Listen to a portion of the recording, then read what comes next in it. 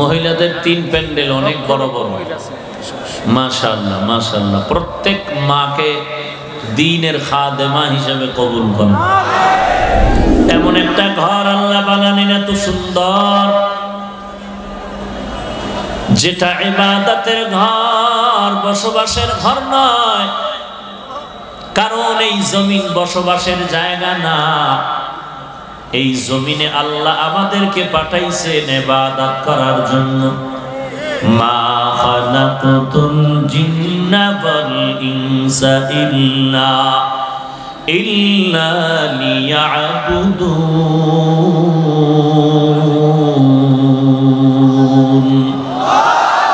মা খালাকতুল জিন্না ওয়াল ইনসা বিখা जुज़ इबादत निस्ते मक़सूद अज्जाहा।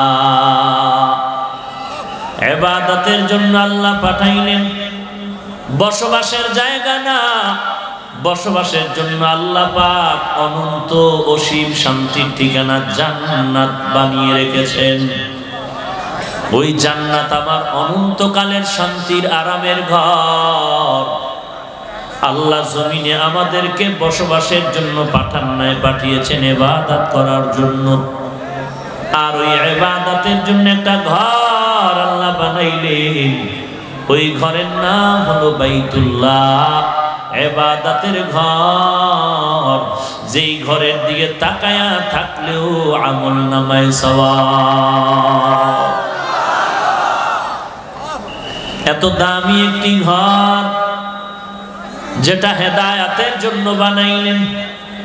কেমন হেদায়েতের ঘর!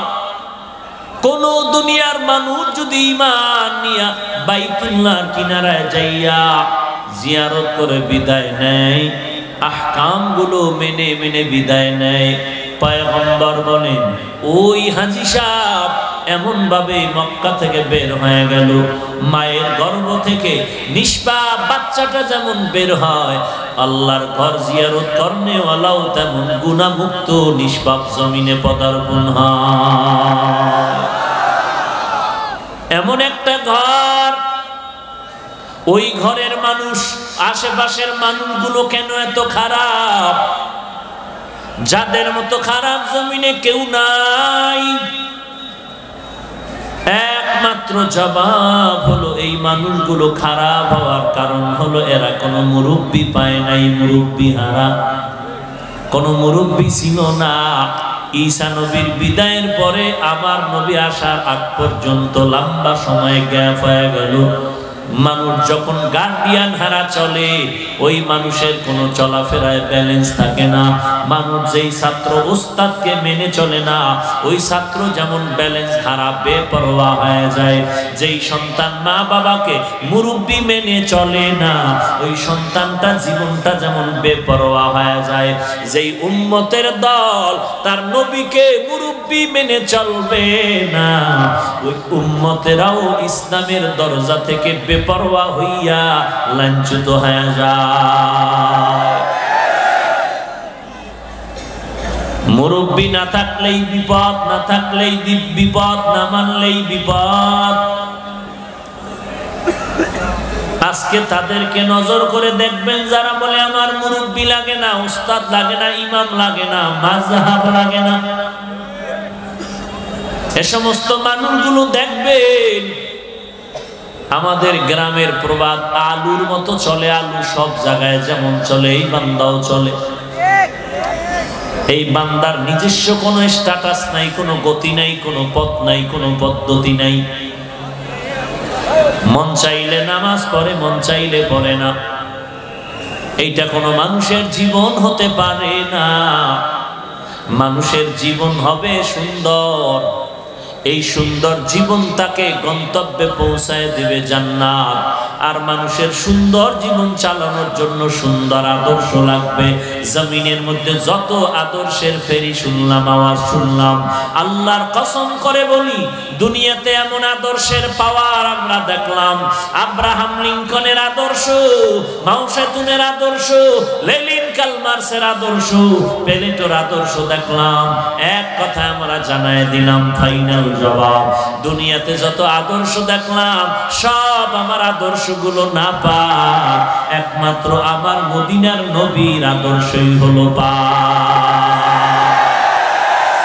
ইমামুল আউয়ালিনাল আখিরিন বাহরে সাদকা রাহমাতাল লিল আলামিন সাইয়্যিদুল কাউনাইনি খাতমুল মুরসালিন আখিরা মুদবুদে ফখরুল আউয়ালিন শুদ্ধ ওজুদাস রাহমাতাল লিল আলামিন মসজিদে উশুদ হামারো এ জমিন। ওগো নবীর উম্মতেরা হয়ে আজি দিশাহারা, কোরআন হাদিসের চলো যখন যাহা চায় মনে, নবী বিনে কে তরাবে পুলসিরাত মিজানে, নবী বিনে কে তরাবে পুলসিরাত মিজানে। চলো চলো চলো মুমিন চলো নবীর সন্ধানে, নবী বিনে কে তরাবে পুলসিরাত মিজানে, নবী বিনে কে তরাবে পুলসিরাত মিজানে। নবী আমার জীবন ভরে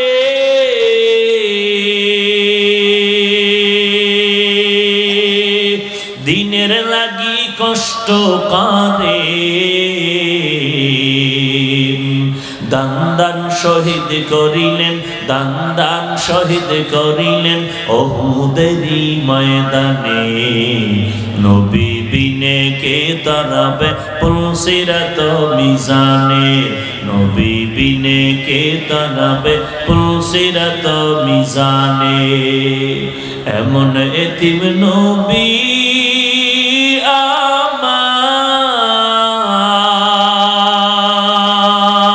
আমার, পিতা মাতা নাই যে তাহার,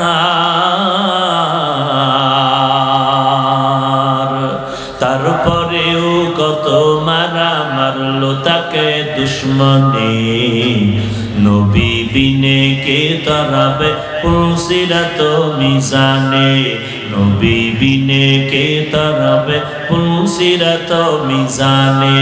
চলো চলো চলো মুমিন চলো নবীর সন্ধানে, নবী বিনে কে তরাবে পুলসিরাত মিজানে, নবী বিনে কে তরাবে পুলসিরাত মিজানে। এরে নবীর আশিক, কেমন এক নবী পেয়েছো চিনো না, কেমন নবী আমার, যে নবীর উম্মত হওয়ার জন্য কতজনার কান্নার আওয়াজ। আমরা যারা এখানে বসে আছি কোনোদিন বলি নাই ও আল্লাহ আমাকে মানুষ বানায় দিন, দয়াময় আল্লাহ যদি আপনাকে আমাকে মানুষ না বানাইয়া একটা পশুর ঘরে পাঠায় দিতেন করার কিছুই থাকতো না রে বলো। আল্লাহ বানাইছেন আশরাফুল মাখলুকাত মানুষ, এই একটা নেয়ামতের জন্য যদি সিজদায় পড়ে যাও কিয়ামত পর্যন্ত যদি পড়ে থাকো একটা নেয়ামতের শুকর আদায় করে শেষ করা যাবে না। শুধু তাই না, কোনদিন আমরা বলি নাই হে মালিক মানুষ বানিয়েছো মুসলমানের ঘরে পাঠাও, কেউ কোনদিন বলি নাই দয়াময় রব্বুল আলামিন আপনাকে আমাকে দয়া করে মুসলমানের ঘরে পাঠিয়েছেন। এই সাউন্ড দাও। আল্লাহ পাক রব্বুল আলামিন মুসলমানের ঘরে পাঠিয়েছেন। এই একটা নেয়ামতের শুকর আদায় করলে কিয়ামত পর্যন্ত চললেও শেষ হবে না। শুধু তাই নয় রে মুমিন, এমন একজন নবীর উম্মত আল্লাহ আপনাকে আমাকে বানিয়েছেন, যেই নবীর উম্মতের দিকে নজর করে পয়গম্বর আদম নবী আফসোস করেছেন। কি আফসোস করেছেন? এই মুহাম্মদের উম্মতের দল, আমি আদম সকল মানুষের পিতা এবং নবী হওয়ার পরেও এই পরিমাণ সুযোগ আমি পাই না। সুযোগ আমার আল্লাহ নবী, আখিরি নবীর কারণে তার উম্মতের দান করবেন। আমি আদম নবী হওয়ার পর একটা মার্জিত ভুল করেছিলাম, মার্জিত ভুল। যেই ভুলটা আসলে ভুল না, অমার্জিত না, মার্জিত ভুল। আমার কাছে ভুল, আমার আল্লাহর আদালতে ভুল না। যেমন রোজাদার হইয়া ভুলে খানা খাইছে, এটা তেমন কোনো ভুল না। পয়গম্বর আদম বলেন আমি একটা মার্জিত ভুল করেছিলাম, যেটা আল্লাহর আদালতে ভুলই না। ওই একটা ভুল করার কারণে একটু তাকায় দেখ, আজ আল্লাহ জান্নাতের মধ্যে আমার পোশাকটা খুলে ফেললেন।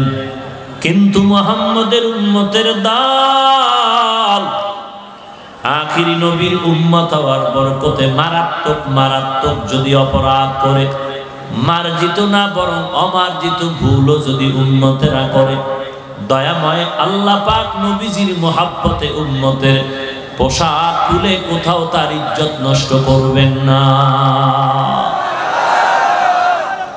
কেমন নবী পাইলাম, দুঃখ সে নবীকে চিনলাম না। গাছ চিনলো, মাছ চিনলো, পাথর চিনলো, আমরা মানুষ আকলওয়ালা হয়ে চিনলাম না। যদি চিনতাম তাহলে সোনার বাংলাদেশে মুসলমানের মাতৃভূমির মধ্যে মাদ্রাসার অভাব নাই, মসজিদের অভাব নাই, আলেম ওলামার অভাব নাই। হাজারো কোটি ছাত্র এই দেশে মুসলমান, যেই মাদ্রাসার সাথে সম্পৃক্ত মুসলমানের কলিজা, লক্ষ মানুষ তাবলীগের দিকে, দ্বীনের লাইনে চলে, আল্লাহওয়ালাদের সোহবতে চলে। যেখানে মুসলমান হুঙ্কার দিলে দেশ গরম হতে বাধ্য, অথচ গুটি কয়েক নাস্তিক আমার রসুলকে সন্ত্রাসী বলে গালি দেয়। কোরআন নিয়ে বলে কোরআন কুরআন হয়ে গেছে, পাল্টানো দরকার। নবীর দাড়ি নিয়ে বলে নবীর দাড়ি ছাগলের দাড়ির মতো। দুঃখ এই মুসলমান দেশে আজ এতগুলো মুসলমান থাকার পরেও সকল অপরাধীদের বিচার হচ্ছে, রসুলের দুশমনের বিচার হচ্ছে না।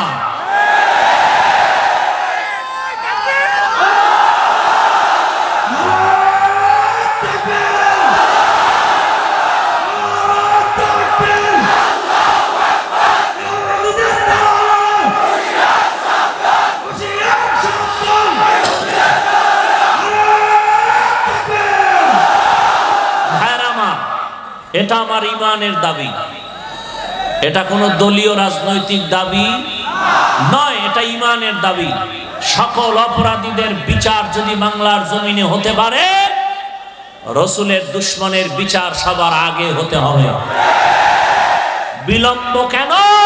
আমাদের মুসলমানদের পরস্পরে ধাক্কা ধাক্কির অবহেলার কারণে, অনৈক্যের কারণে, আমাদের এই পরস্পরে একে অপরের বিরোধী হওয়ার কারণে না হয় যতই যে লাইনে তাবলীগ বুঝি না, আলিয়া বুঝি না, স্কুল কলেজ বুঝি না, কওমি মাদ্রাসা বুঝি না, চরমনাই বুঝি না, উজানি বুঝি না, শরীয়তপুরি বুঝি না, হাজি শরীয়তুল্লাহ বুঝি না, হাফিজি হুজুর বুঝি না, আমরা সারসিনা বুঝি না, জনপুরি বুঝি না, ফুরফুরা বুঝি না, আমরা যদি বালিশে মাথা লাগাইয়া সারা দিনের কাজের পরে হিসাব মিলাইতাম, যে যেই লাইনেই থাকি আমরা সবাই এক পরিচয়, এক বানারে চলি, আমরা মুসলমান, একই আল্লাহ আল্লাহর গোলাম, একই নবীর উম্মত, এই চিন্তা করে যদি ময়দানে ঝাঁপিয়ে পড়তাম, তাহলে এই দেশের আরো 30 বছর আগে এই জমিন থেকে রাসূলের দুশমন হয়তো মরে যেত, না হয় এ দেশ ছেড়ে পালিয়ে যেত।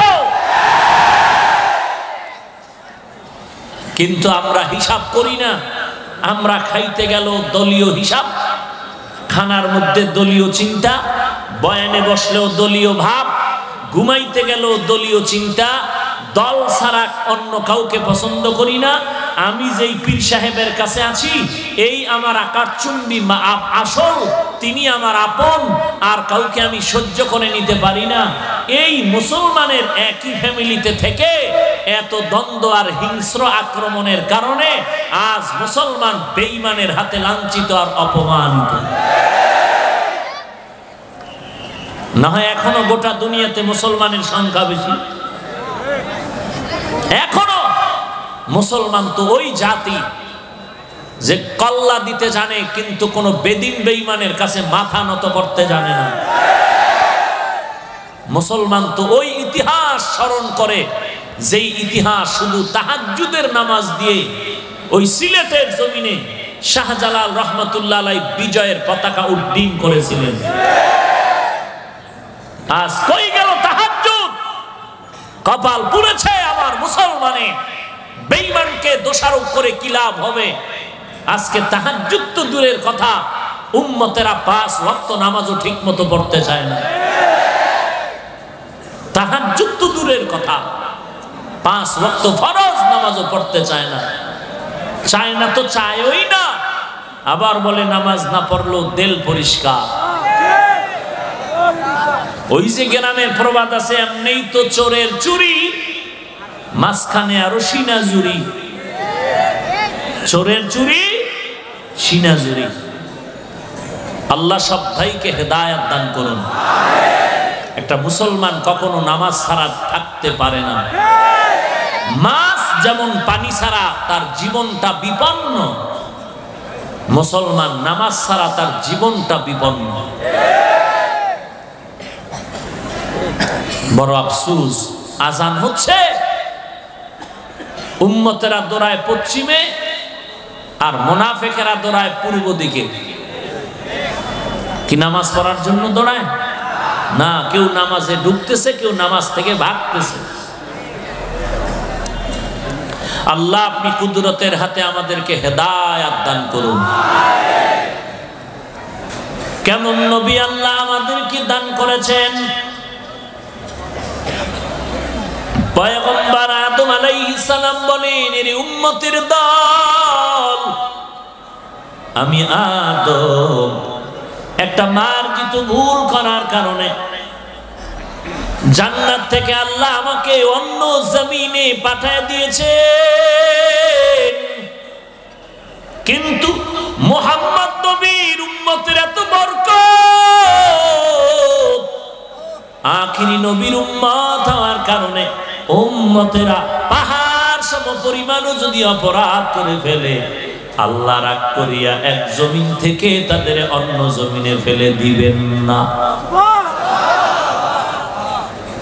আদম নবী বলেন 3 নাম্বার ব্যবধান, আমি আদম নবী হইয়া একটা মার্জিত ভুলের কারণে আমার স্ত্রীর থেকে আলাদা করে ফেলা হয়েছে, আর উম্মতে মুহাম্মদী নবীজির বরকতের কারণে পাহাড় সম পরিমাণ অপরাধ করলেও আল্লাহ রাগ করিয়া স্ত্রীদের থেকে স্বামীকে কখনো আলাদা করবেন না।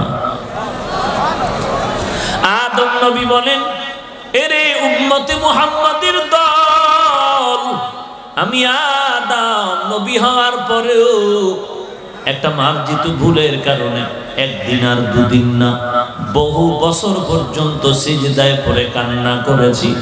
আল্লাহ ক্ষমা করেন না, নির্ধারিত একটা জায়গা নির্দিষ্ট করে দিলেন, যাও জাবালে রহমত, ওই পাহাড়ে যাও, ওখানে যাইয়া কান্না করে দোয়া করতে থাকো, রব্বানা যালামনা আনফুসানা ওয়া ইল্লাম তাগফির লানা ওয়া তারহামনা লানাকুনান্না মিনাল খাসিরিন। আমি আদম ওই পাহাড়ের মধ্যে গিয়া কান্না করার পর রব্বুল আলামিন আমাকে ক্ষমার ঘোষণা করেছেন। ও উম্মতে মুহাম্মাদির দল, নবীজির বরকতে তোমরা পাহাড় সমপরিমাণ যদি অমার্জিত অন্যায় করে ফেলো, তোমাদের 100 বছর কান্না লাগবে না। মদিনার নবী বলেন, রে উম্মতেরা, মাছির মাথা পরিমাণ এক ফোঁটা চোখের পানি যদি কেউ ফেলে দাও, গাভীর ওলান থেকে দুধ বের করে গাভীর ওলানের ভেতরে ঢুকানো যেমন অসম্ভব, মাছির মাথা বরাবর যদি কেউ জাহান্নামের ভয়ে গুনার জন্য তওবার চোখের পানি ছেড়ে দাও, ও বান্দা তোমাকেও জাহান্নামে দেওয়াটাও বড় অসম্ভব।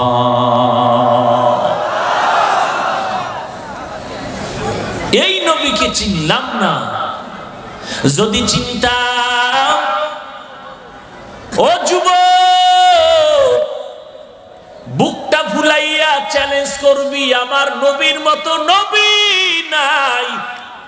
ও বেঈমানের দল, আমরা এমন একজন নবী পাইলাম যেই নবীকে দেখতে পারে না, শুধু তার আদর্শ দেখে ১৫০০ বছর পরে আমেরিকার বৈজ্ঞানিক নীল আর্মস্ট্রং মাইকেল কলিন্স চাঁদের দেশে গেল।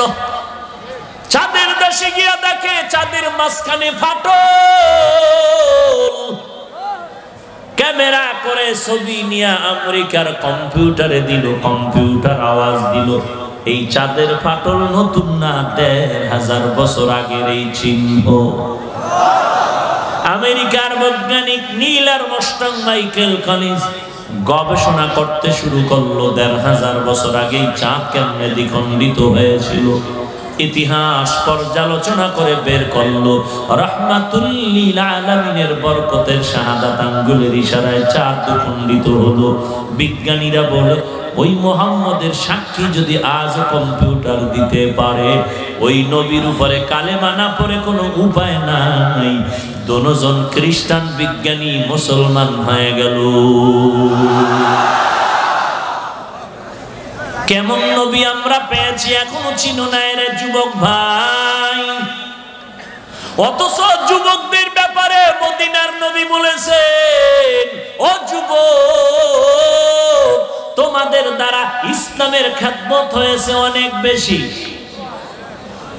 কিন্তু যুবক, তোমাকে দেখলে যেন একটা বিধর্মীয় তোমার আদর্শওয়ালা হয়ে যায়, কিন্তু দুঃখ লাগে যুবক, তোমার চলাফেরা দেখলি আমার মুসলমান ভাইটাও খারাপ হইতে বাধ্য।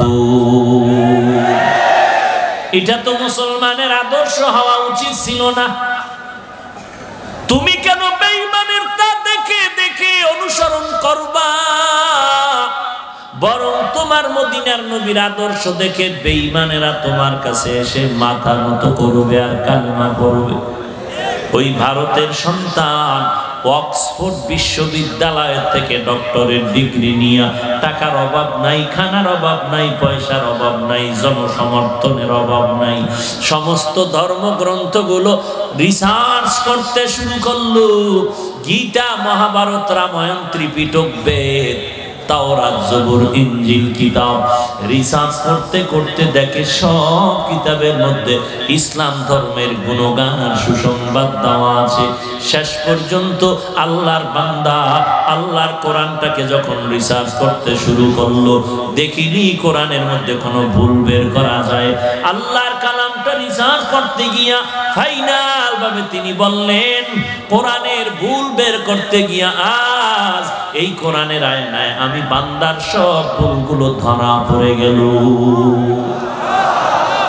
ওই বান্দা দেরি না করিয়া আল্লাহর নবীর আদর্শের পাগল হয়ে কালেমা পড়ে মুসলমান হয়ে গেল। একটা বেঈমান মুসলমান হয় আমার নবীর আদর্শ দেখিয়া, আর মুসলমান হাজী সাহেবের সন্তান রাস্তা দিয়ে যখন হেঁটে যায়, আমি টুপিওয়ালা সালাম দিতে গেলে বড় টেনশনে পড়ে যাই। কারণটা কি? হিন্দু ভাই, বৌদ্ধ, খ্রিস্টান, ইহুদির সন্তান রাস্তা দিয়া চলতেছে, মুখের গোড়ায় বিড়ি লাগাইয়া বিড়ি টানে, মাথার চুলগুলো কিরি ক্রিকেটারের সাইজে বান্দর হয়ে আছে, গলায় টাই লাগানো, প্যান্ট শার্ট টাই পরা, নামাজ নাই, চুলগুলো আঁকা বাঁকা। আমার মুসলমান ভাইটাও বিড়ি টানে আর চুলগুলো আঁকা বাঁকা, প্যান্ট শার্ট টাই লাগাইয়া চলে। আমার মুসলমানের যে একটা সালাম দিয়া নেক আমি নিব, সওয়াবের ভাগীদার হব। মুসলমান চিনা যায় না, ডাক্তার ছাড়া, পরীক্ষা করা ছাড়া মুসলমানের পরিচয় নাই। মুসলমানি বুয়াদু গরদান নেহাদান এনানে খুদ বদসতে খাজাদাদান দুরবসুরত আদমি ইনসাবুদে আহমদ বু জাহলো হামেক সাবুদি। ও মুসলমান নবীর উম্মত আশিকের দল, ওরে আল্লাহর গোলাম, আমার আল্লাহর মতো দয়াময়ার কাউকে কি দুনিয়াতে পাবি? আমার মায়ার নবীর মতো আর একজন কি রহমাতুল লিল আলামিন পাইবারে ভাই? আমার নবীর মতো আদর্শওয়ালা আর একজন কি পাইবা?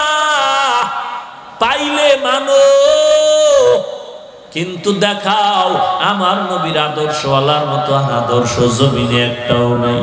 এরে নবীর উম্মতের দল, বুকটা ফুলায়া চ্যালেঞ্জ দিয়া বলবারে বেঈমান, আমার নবীর আদর্শ এত সুন্দর, নখগুলো কেমনে রাখবা, কেমনে কাটবা, সেখানেও নবীর আদর্শ। কেমন নবী আমার, যেই নবীর মধ্যে জিন্দেগিতে কোনো মিথ্যা নাই। কেমন নবী আমার, ওই নবীর আদর্শের মধ্যে কোনো লুকোচুরি নাই, মিথ্যার আওয়াজ নাই। কেমন নবী আমরা পেয়েছি, যেই নবীকে দেখিয়া গাছগুলো নুইয়া নুইয়া সালাম দেয়। আরো আস্তে করে বলেন, কেমন নবী পেয়েছি। নবী যখন রাস্তা দিয়া চলে, সূর্যের গরম যেন নবীরে কষ্ট না দেয়, মেঘের খণ্ড ছায়া দিতেছে। কেমন একজন নবী পেয়েছ রে বাবা। আমি টুপিওয়ালার কথা শুধু বিশ্বাস করো তা না, এই জমিনে বড় বড় বড় বড় বেঈমানের গডফাদারেরাও চিন্তা করে আমার নবীজির আদর্শ পেয়ে কালেমা পড়ে মুসলমান হয়েছে। তোমরা লাইব্রেরির মধ্যে খুঁজলে দেখবা 100 মনীষীর একটা কিতাব পাওয়া যায়, বই পাওয়া যায়, লেখছে একটা বিধর্মী ওই মনীষীদের জীবনী লিখতে গিয়া 1 নম্বরে কোন মনীষীর নামটা আগে লাগবে চিন্তায় পড়ে গেল। শেষ পর্যন্ত ওর 100 সিলেক্ট করা মনীষীদের মধ্যে মুহাম্মদের নামটাও নিয়ে আসে। মুহাম্মদের নামটা যত নিচে দেয়, কম্পিউটার অটোমেটিক 1 নম্বরে চলে যায়। এইভাবে কয়েকবার ট্রাই করার পর ফাইনাল সিদ্ধান্ত হয়ে গেল, ওই বান্দা সব পরীক্ষায় পাশ করে দেখলো মুহাম্মদের মতো একজন দামি মনীষী জমিনে আর কেউ না। ইমামুল আউয়ালিন আল আখিরিন বাহর সাদকা রাহমাতাল লিল আলামিন সাইয়্যিদুল কাউনাইন খাতমুল মুরসালিন আখিরামত বুদে ফখরুল আউয়ালিন। এরে নবীর উম্মতের দল, বড় দুঃখ, যেই নবীকে দেখলে জঙ্গলার প্রাণীরা সালাম জানায়, ওই নবীর উম্মত তো আমরা। গর্বে দিলটা ভরে যাবে, বড় মন নিয়ে চলবো, আর দুনিয়ার সব বিধর্মীরা আমাদের দেখে দেখে অনুসরণ করবে, আমল করবে। বুঝি না, বুঝে আসে না যে আজকে মুসলমান তুমি নবীর উম্মত হইয়া কেন তুমি বেঈমানের পথ অনুসরণ করতেছো? বুঝি না। অথচ নবীর আদর্শের মতো আর সুন্দর আদর্শ কোথায় পাবে খুঁজে? কেমন নবী আল্লাহ আমাদের দান করেছেন, আমরা কেমন নবীর উম্মত, যে নবীর ঘাম মোবারক থেকে মিশকের ঘ্রাণ।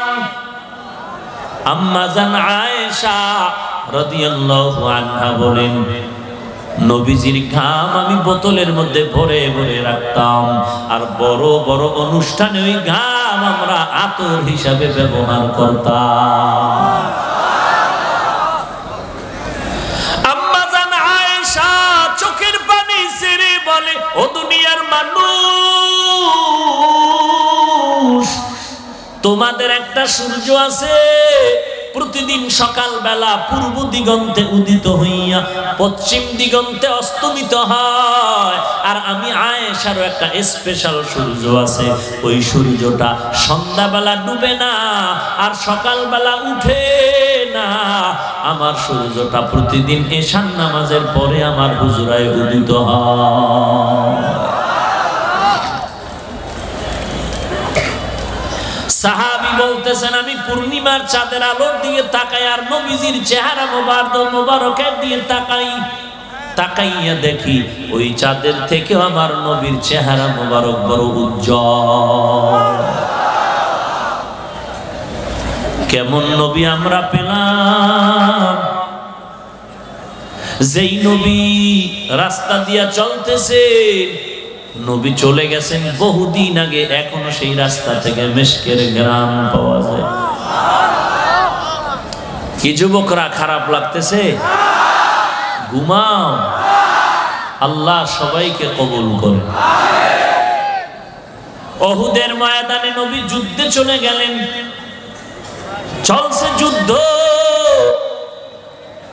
হঠাৎ বেঈমানেরা নবীর মাথা মোবারকে আঘাত করলো লোহা দিয়া। নবী হঠাৎ গর্তের মধ্যে পড়ে গেলেন, অসুস্থ হয়ে গেলেন। বেঈমানেরা ঘোষণা করে দিল, মুহাম্মদ আর জমিনে জিন্দা নাই, ঘোষণা করে দিল।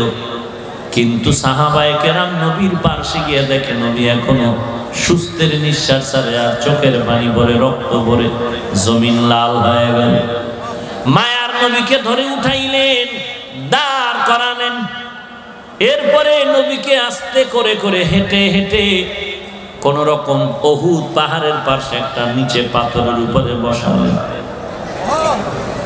আজও এই ১৫০০ বছরের বেশি হয়ে গেছে, আজও যদি মদিনায় যান, উহুদের পাহাড়ের কিনারায় নবীজি যেই পাথরটায় বসিয়া একটু আরাম করেছিলেন, ওই পাথরটার কিনারায় যদি এখনো যান, আল্লাহর কসম এখনো দেখবেন মিশকের ঘেরান নাকে আসতেছে। হাজী সাহেবরা বেশি ভিড় জমায়, এই জন্য এখানে তাকে খাঁচা দিয়া লোহা দিয়া আটকায়া তালা মারছে, গায়ে চুমা খায়। কেউ আবার অতি ভক্ত চোর সেজদা দেয়, এই কারণে লোহার খাঁচা দিয়ে আটকায় দিছে, আর ওদিকে যাইতেই দেয় না। এখনো সেই উহুদের যুদ্ধের ময়দানে রাসূল একটু আরাম করেছেন, যেই পাথরটার উপরে বসে, সেই পাথরের কাছে এখনো দাঁড়াইলে মিশকের ঘ্রাণ পাওয়া যায়। এখনো এখনো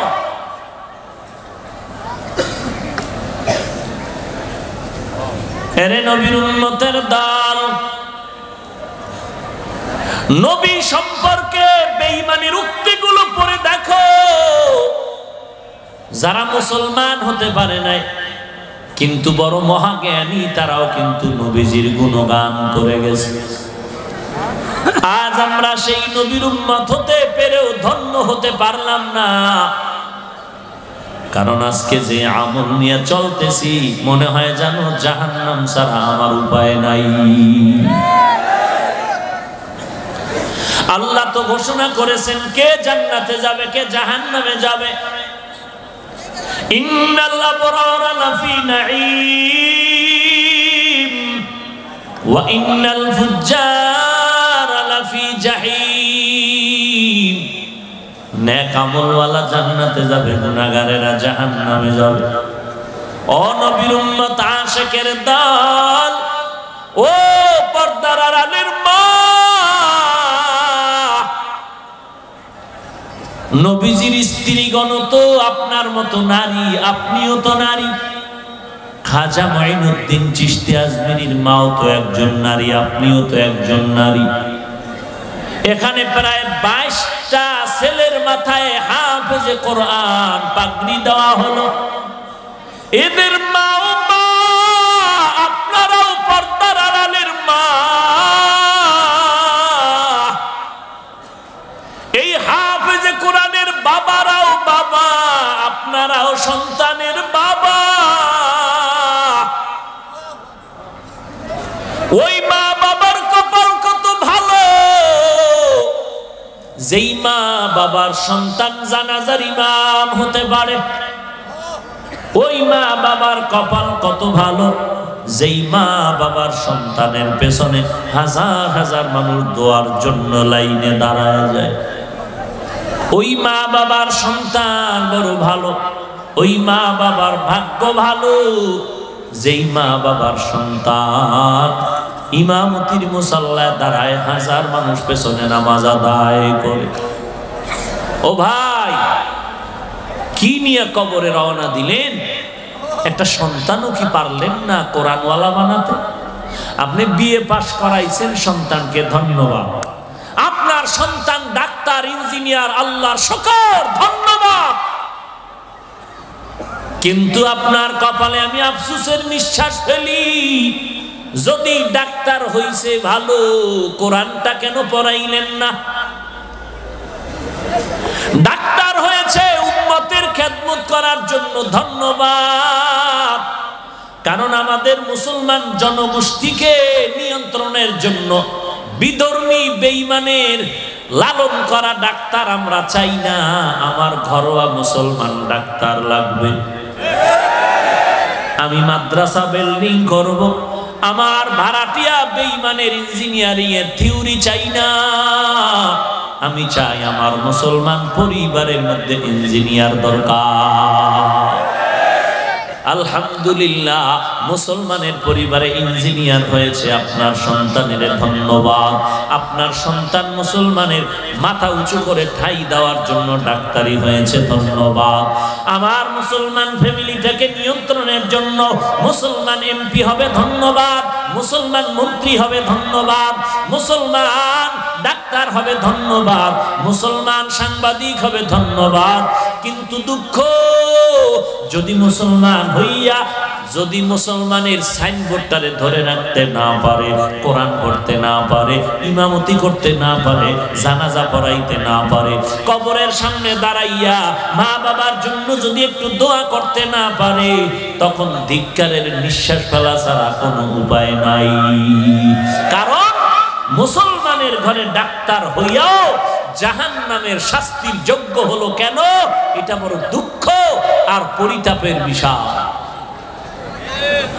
আর আপনার ছেলেটারে কোরআন পড়াইলে তো আপনার স্কুল কলেজ ভার্সিটিতে লেখাপড়া বন্ধ হতো না। দৈনন্দিন 1 ঘন্টা সময় যদি সন্তানটা কোনো ইমামের পেছনে লাগায়া কোরআন শিখত, 3 মাসের মধ্যে সন্তানটা কোরআন পড়া শিখে ফেলত। এরে নবীর উম্মতের দল। এই জন্য আমি যুবক ভাইদেরকে বলতে চাই, ও যুবক ভাই, পুরুষ হিসাবে, মুসলমান হিসাবে, মানুষ হিসাবে এমন ভাবে নিজেকে তৈরি করে নিতে হবে, কোন দিকে যেন কেউ বলতে না পারে আমি দুর্বল, কেউ যেন বলার সুযোগ না পায়। আমি একজন পারফেক্ট মুসলমান এবং যুবক হিসাবে দাঁড় হতে চাই। যেদিকেই লাগায় দিন আমি সেদিকেই কামিয়াবির বার্তা বহন করে নিয়ে আসবো। অতএব স্কুলে পড়েন, কলেজে পড়েন, ভার্সিটিতে পড়েন, কোনো বাধা নাই, বরং শুকর আদায় করি, ধন্যবাদ। তবে 1 ঘন্টা সময় ঘুমের আগে দেন বা ফজরের নামাজের পরে দেন, দিয়া ইমামের কাছে গিয়া কোরআন শরীফটা পড়া শিখতে থাকে। 2 মাস আর 3 মাসের বেশি লাগবে না কোরআন শিখতে। 2-3 মাসে কোরআনটা পড়িয়া যদি একটু তরজমা পড়েন আর ইমামের পিছনে নামাজে দাঁড়ান, তখন দেখবেন নামাজের মজা কি জিনিস। আজ একটু চিন্তা করা উচিত যে আমি যেই নবীর উম্মত, ওই নবীর উম্মত হইয়া আমি নবীর তরিকা মানতে পারি না, অথচ নবীর বিপরীত লাইনে বিধর্মী হইয়া আজকে নবীর তরিকা মানে মুসলমান হয়ে গেল। তাহলে আমি কত খারাপ। আমি কত খারাপ। বিধর্মীরা দেখবেন মসজিদের কিনারা দিয়া হেঁটে গেলে মাথাটা নত করে, করেনি? আল্লাহর কোরআন দেখলে সম্মান করে। শুধু তাই না, একজন কোরআনওয়ালা ইমাম সাহেব হুজুর রাস্তা দিয়া যখন হাঁটে, একটা বিধর্মী মহিলা পর্যন্ত থাকলে মাথায় কাপড় টেনে দেয়।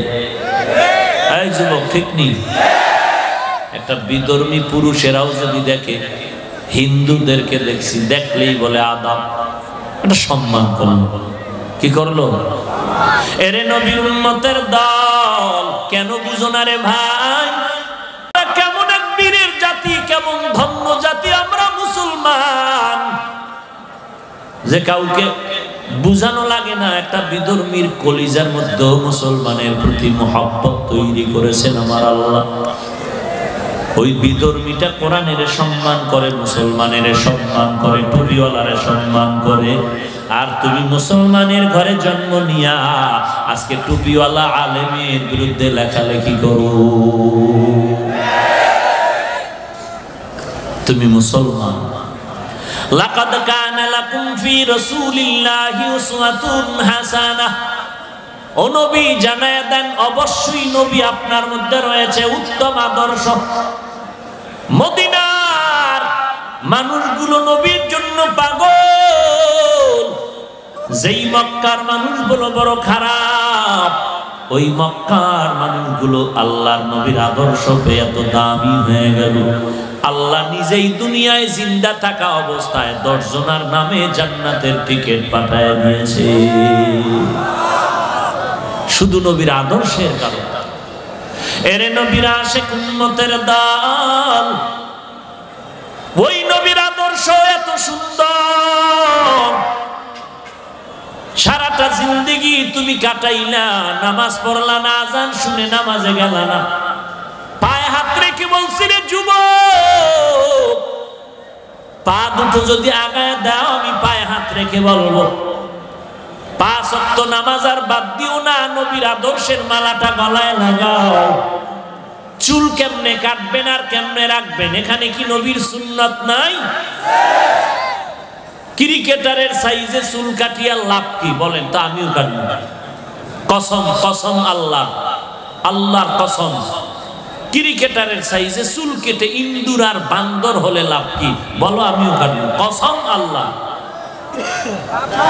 মাথা ঠান্ডা থাকে, ব্রেন বাড়ে, শিক্ষকরা মোহাব্বত বাড়ায় দেয়, আব্বা আম্মা দোয়া বাড়ায় দেয়, লেখাপড়া উন্নতি হয়, স্বাস্থ্য সুন্দর হয়। তাহলে এই গজবের কাম কেন করো বলো? ও যুবক, এই অপরাধটা কেন করো? যেই ক্রিকেটারের সাইজে তুমি চুল কেটে ইন্দুর আর বান্দর হয়েছো, ওই ক্রিকেটার তোমারে চিনবে দূরের কথা, তোমার সোনার বাংলাদেশটাও চিনে না। কথা বলে না, চিনে? কোন সোরাই বুদ্ধি দিল এইভাবে চুল কাটলে লাভ আছে? কে বুদ্ধি দিল তোমাকে বলো? তোমার মতো 2-1 সম্মানিত গাঞ্জাখোরেরা শুধু কয় ধন্যবাদ। গাঞ্জাখোরের ধন্যবাদে কি আসে আর যায়? এতগুলো চুল লইয়া চলো, উকুন বাসা বেঁধেছে। এটা একটা হেসান করছো, ওরা নাইলে যাইবে কই? একটা বাসা বানায় দিলে। আফসুস, হাজার আফসুস, হাসির কথা নয়, বড় লজ্জার কথা। ও যুবক ভাই, আপনাকে যে আমি বললাম, তার মানে এটা না আপনি আজকে থেকে স্কুল কলেজ বাদ দিয়া মাদ্রাসায় এসে টুপিওয়ালা পাগড়িওয়ালা হয়ে যাবেন, না না। জাহাঙ্গীরনগর বিশ্ববিদ্যালয় আছে না নাই? খোঁজ নিয়ে দেখেন, ঢাকা বিশ্ববিদ্যালয়ে খোঁজ নিয়ে দেখেন, এই কলেজের ছাত্র শুধু দাড়িওয়ালা নামাজি না, পাগড়ি পরে, লম্বা জামা পরে, দেখলেই যেন মনে হয় জাতীয় মসজিদের একজন বড় খতিব। তা আপনি পারেন না কেন? আপনার আমার মতো বহু যুবক স্কুল কলেজে পড়ে 1 ওয়াক্ত নামাজও বাদ দেয় না, নাই? আপনি কেন পারেন না? বালিশে মাথা লাগায় চিন্তা করবেন। খবরদার যৌবনের বাহাদুরি করিয়েন না। আপনার আব্বায় কিন্তু কম করে নাই, আপনার দাদায় কিন্তু কম করে নাই, এখন লাঠি ছাড়া চলতে পারে না। কিসের বাহাদুরি করো রে ভাই? ও যুবক আল্লাহর গোলাম, একটু বলেন কোরআন সত্য না মিথ্যা? কত পারছেন? ভিতরের কথাও কথা বলেন না কেন? সব কথা জানা থাকলে বলেন কোরআনের আয়াত সংখ্যা কত? সব আয়াত কি সত্য? মিথ্যা নাই? সবাই একমত? ওই কোরআনে জান্নাতের বয়ান আসেনি, জাহান্নামের বয়ান আসেনি? কি পরিমাণ মিথ্যা? সত্য। জান্নাতে কারা যাবে তাও আল্লাহ বলেছেননি, জাহান্নামে কারা যাবে তাও বলেছেন কিনা? স্পষ্ট বলেছেন জান্নাতে কারা যাবে, জাহান্নামে কারা যাবে। জান্নাতটা কেমন হবে, জাহান্নামটা কেমন অশান্তির ঘর, আল্লাহ সব বলেছেন। বালিশে মাথা লাগাইয়া একটু নিজের প্রশ্ন করো। ওলামায়ে কেরাম তো মন করা কথা বলে না, আল্লাহর কালাম দিয়া কথা বলে। আল্লাহর কালাম যদি সত্যই বলো, ওই কোরআনে জাহান্নামের বয়ানটাও সত্য, ওই কোরআনে জান্নাতের বয়ানটাও সত্য। এইবার দেখো বাবা, তুমি জাহান্নামের কাজ করো নাকি জান্নাতের কাজ করতেছো? ওই জাহান্নামের কাজ করলে ওই জাহান্নাম তোমার মরণের পরে আযাব শুরু হয়ে যাবে। তবে চিন্তা করে দেখবা জাহান্নামের আযাব সহ্য করতে পারবা কিনা। মাঝে মাঝে মোবাইল তো চালাইতেছো, আব্বা বাধা দিলে আব্বায় দুশ্মন হয়ে যায়, মায়ে বাধা দিলে মা দুশ্মন, তোমার বন্ধু বাধা দিলে বন্ধু দুশ্মন হয়ে যাবে। ওই মোবাইলে ফাঁকে ফাঁকে আল্লাহর কোরআনের বাংলা তরজমাটা পড়ে দেখবা, ওয়াইলুল লিকুল্লি হুমাযাতিন লুমাযা আল্লাযী জামাআ মালান ওয়া আদ্দাদা। জাহান্নামের বয়ানের সূরা ইযা যুলজিলাতিল আরদু জিলজালাহা ওয়া আখরাজাতিল আরদু আসকালাহা ওয়া ক্বালাল ইনসানু মা লাহা আরাআইতাল্লাযী ইউকাযযিবু বিদ্দীন ফাযালিকাল্লাযী ইয়াদউল ইয়াতীম। ও যুবক ভাই, আপনার মতো যুবক স্কুল কলেজে পড়ে, চাকরি করে, ব্যবসা করে, র্যাব, আর্মি, পুলিশ, বিডিআর, কোটিপতি, এমপি, মন্ত্রী, দাড়িওয়ালা, নামাজি আছে না নাই? কিয়ামতের দিন যদি তারে আল্লাহ দাঁড় করায়, কয় ওই বান্দা পারলো, তুমি কেন পারলা না? কি জবাব দিবেন? আছে কোনো জবাব? তাহলে তাড়াতাড়ি তওবা করে নাও। বাঁচারও কিন্তু হায়াতের কোনো গ্যারান্টি। ওয়াজে আসতেছে, হঠাৎ রাস্তার মধ্যে অ্যাক্সিডেন্ট হয়ে কান্নার আওয়াজ, মাহফিলে দোয়া চায় একদল যুবক নাই। আর এক জায়গায় গিয়া কান্নার আওয়াজ, মোনাজাতের পরে বাড়ি গেছে, ওই রাস্তায় যাইতে গিয়ে অ্যাক্সিডেন্ট হয়ে মারা গেল একদল যুবক। ইদানিং কালে যত মরণের খবর পাই পত্রিকায়, সব যুবকের লাশ। একটু চোখ বন্ধ করে দেখো, জীবনে কত আনন্দের খেলার মাঠে খেলছিলা, ওই সাথীরা কই? লেখাপড়ার টেবিলে কত বন্ধু বান্ধবী নিয়ে আড্ডা দিয়েছ, আজকে অনেকেই নাই।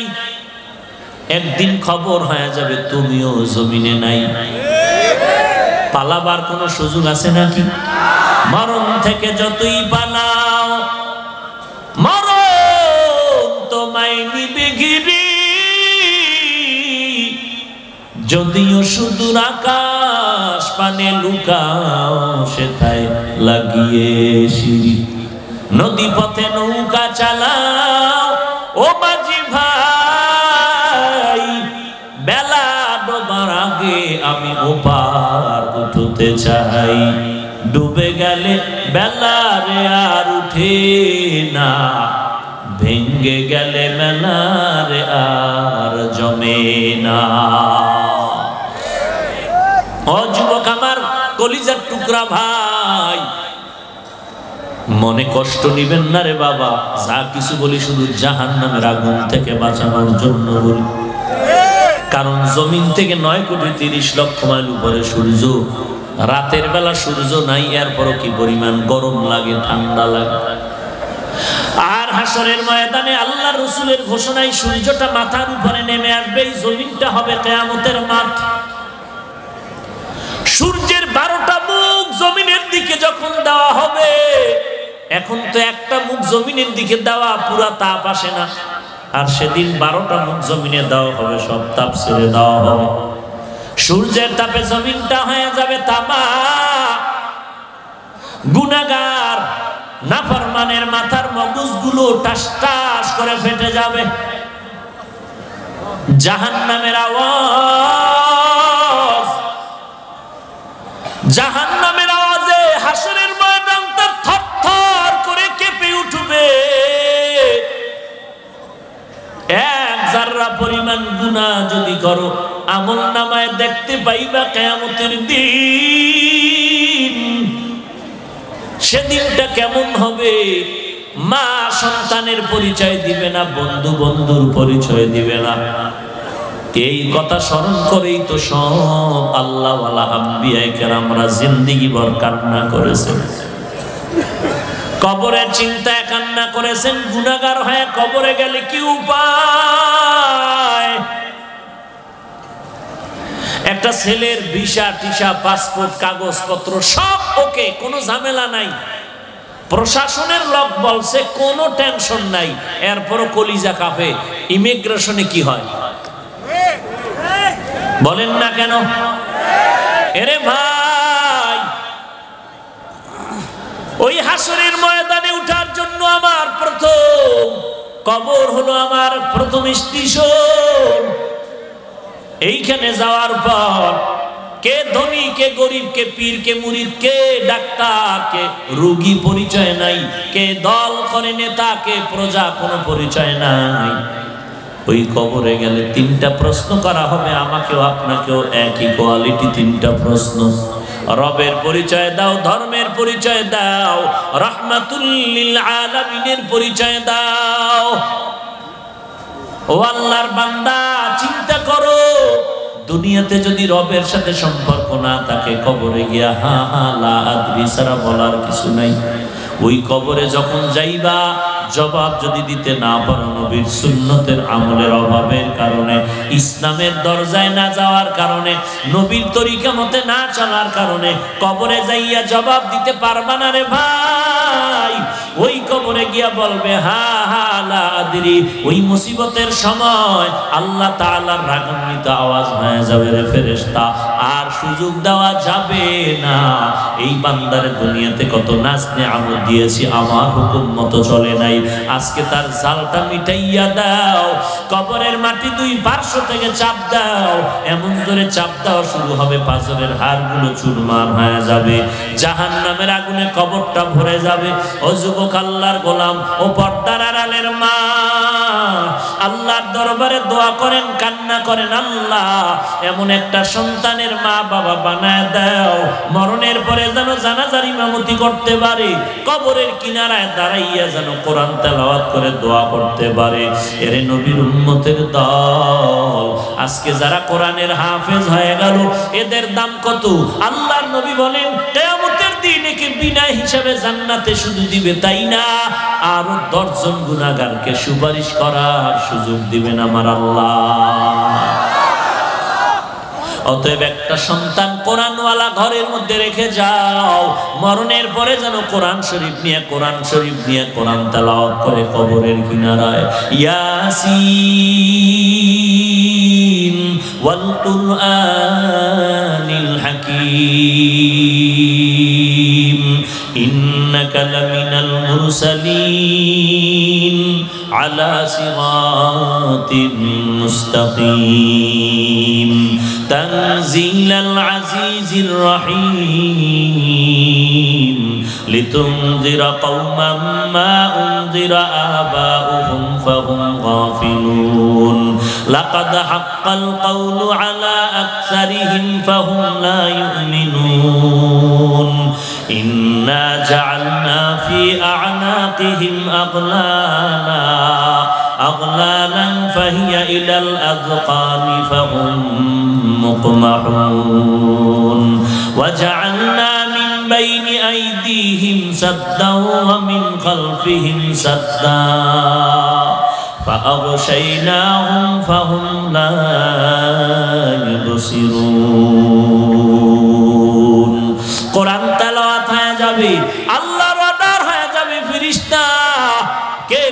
পড়লো, এই কোরআনের বরকতে তার কবরের সব আযাব বন্ধ করে দাও। ওই কবরের চিন্তা করে বান্দা গুনাহ ছেড়ে দাও। জীবনে কোন দিন কয়টার সময় কোন জায়গায় কি পরিমাণ গুনাহ করেছো চোখের সামনে সব কিন্তু আয়নার মতো পরিষ্কার।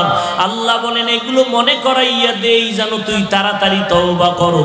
বান্দা তুমি তওবা করো, মনেরে বুঝাও রে মন।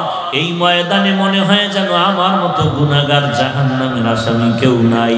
ও আল্লাহ তুমি মাফ করে দাও, আর জীবনে গুনাহ করব না, নামাজ ছাড়ব না, বেপরদায় চলব না, মা বাবাকে কষ্ট দিব না, আলেম ওলামাদের বিরোধিতা করে গুনাহগার হব না, সহিভাবে কোরআন পড়া শিখব, নবীর সুন্নত আমল অনুযায়ী চলব, মুরব্বি আল্লাহ ওয়ালাদের পরামর্শ নিয়ে চলব, কারো সাথে খারাপ আচরণ করব না, গলায় ছুরি আসলে মরে যাব তারপর নবীর সুন্নতের বাহিরে চলব না।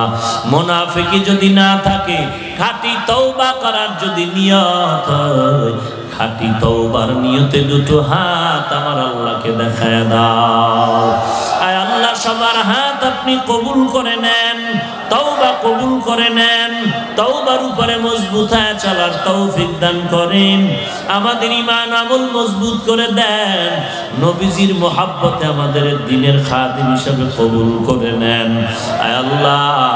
আয় আল্লাহ আমাদের তওবার উপরে চলার তৌফিক দান করেন, শয়তানের ধোঁকা থেকে হেফাজত করেন, নবীজির সুন্নতের আমলওয়ালা জিন্দেগি দান করেন। আয় আল্লাহ আমার প্রত্যেকটা যুবকের হাত আপনি কবুল করেন, আমিন। আলহামদুলিল্লাহি রাব্বিল আলামিন, ওয়াসসালাতু ওয়াসসালামু আলা সাইয়্যিদিল আমবিয়াই ওয়াল মুরসালিন ওয়া আলা আলিহি ওয়া আসহাবিহি আজমাইন। ইয়া আরহামার রাহিমিন, ইয়া আরহামার রাহিমিন, ইয়া আরহামার রাহিমিন, রব্বিরহামহুমা কামা রব্বায়ানি সগীরা। ও দয়ার মালিক, কুদরতের নজর দিয়ে তাকায় দেখেন, আমরা গুনার বোঝা মাথায় নিয়ে আপনার দরওয়াজায় হাজির হয়েছি রে আল্লাহ। এত মানুষ